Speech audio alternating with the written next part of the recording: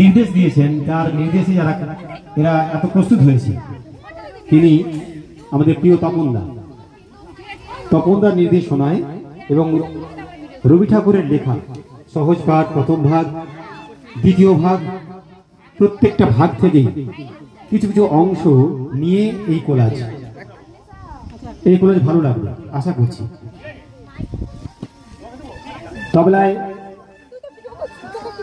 তবলায় দেবলীনা, হারমোনিয়ামে সরোজ কুমার চক্রবর্তী।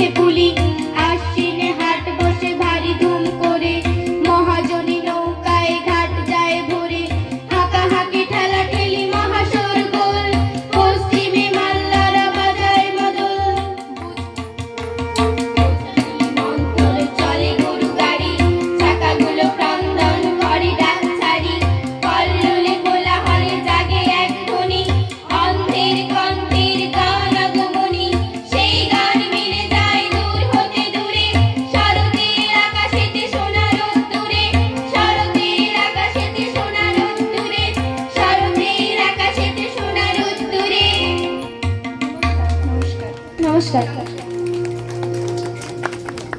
অসাধারণ, অসাধারণ বললেও কম, অসাধারণ।